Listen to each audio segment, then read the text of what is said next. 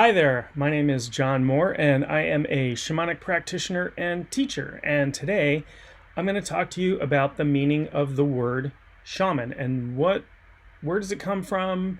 What does it mean? There's a lot of confusion because we seem to apply the label kind of willy-nilly to a lot of different things. And there's also a lot of confusion about the origin of the word. So I'm going to get into a little bit of history here. So back in the late 17th century, the 1690s to be exact, 1698, between around then to 1700. Anyway, in that time range, there was a Dutch gentleman who traveled to Russia and Siberia, who met shamans, in Siberian shamans who were from the Tungus tribe in Siberia. And he, as far as we know, as far as we can tell, he was the first person in Europe to write something using the word shaman that was published, and we have that information. So forever and ever and ever, and even today, people are saying the word shaman is a Tungus word from the Siberian tribes. And while that is true, they do use that word. The word, first of all, is a loan word into English. We've had it for hundreds of years. So technically, it's an English word as much as words that we have borrowed from French or Spanish or anything else.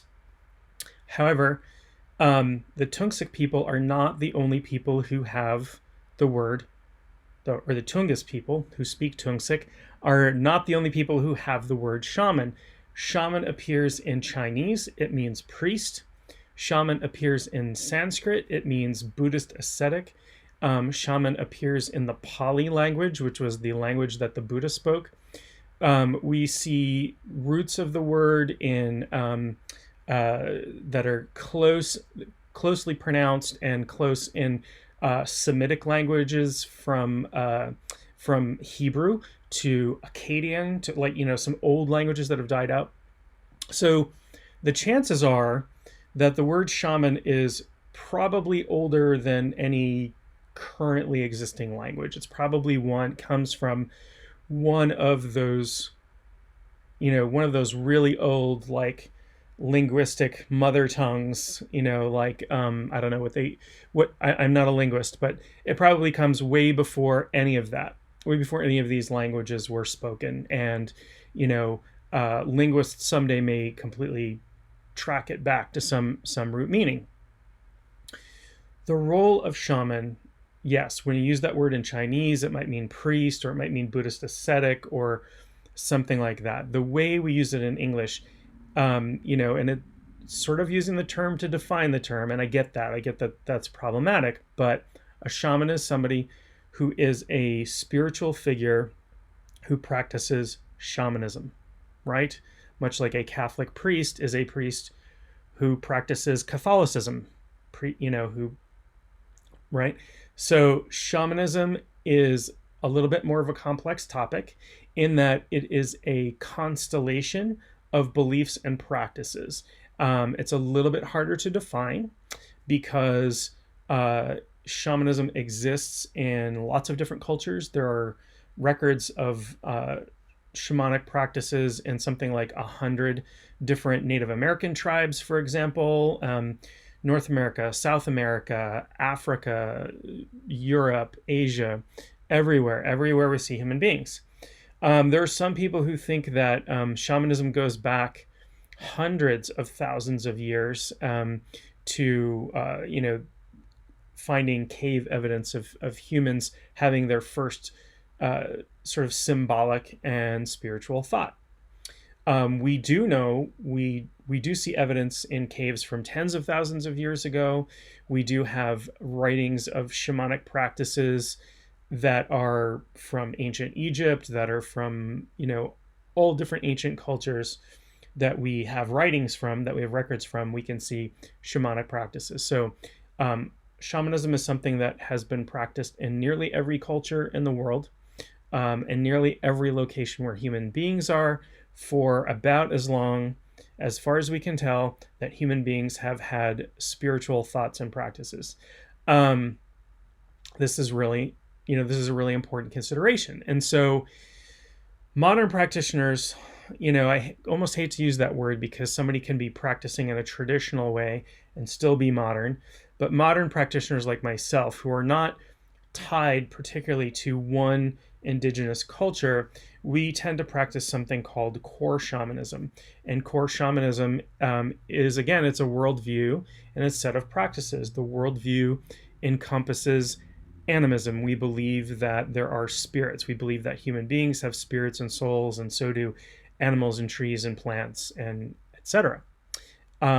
We also use altered states of consciousness. We use trance. Usually, my favorite method is to use drumming. I love drumming. It works really well for me. To drive an altered state of consciousness, we essentially leave our bodies and travel in these non-ordinary states of reality, and we work with helping spirits. And you might be familiar with power animals. I have another video on power animals on this channel and what they are. You've probably heard the term. And power animals are one type of helping spirit that we work with. We have lots of different types of helping spirits that we work with depending on the work that we do. So core shamanism, the main practice is journeying, and journeying involves altered states of consciousness, travel outside the body into non-ordinary realms, and work with helping spirits. If you don't have those three things, you're doing something else.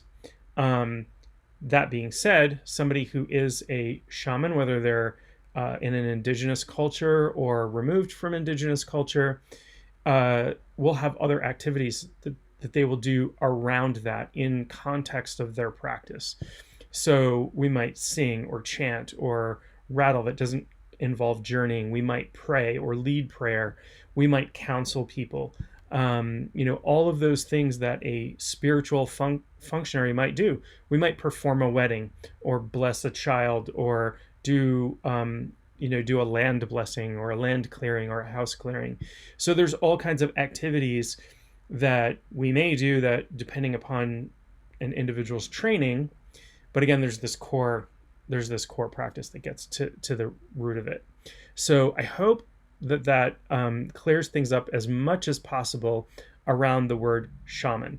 I will say that in my tradition, meaning the teaching tradition that I come from, I do not refer to myself as a shaman. You might hear me say I'm a shamanic teacher, a shamanic practitioner, a shamanic healer, somebody who practices shamanism. It's considered in my tradition hubris or bragging to call, to apply that label to oneself. So you don't. There are other people from other traditions who apply that term to themselves, and I have no judgment for them whatsoever. It's just like if you choose to practice Buddhism, I don't have any judgment about that, or Christianity or Islam or whatever. I have no judgment about that. It's a different tradition. It's a different set of practices. So I'm not saying people who do this are bad. So don't take it that way. I'm just saying I do not, the tradition I come from, and that's why you'll hear me use the term shamanic practitioner or shamanic teacher or shamanic healer. So hope that clears things up, and I will have lots more videos coming on this channel. So do me a favor and subscribe, and I will talk to you soon.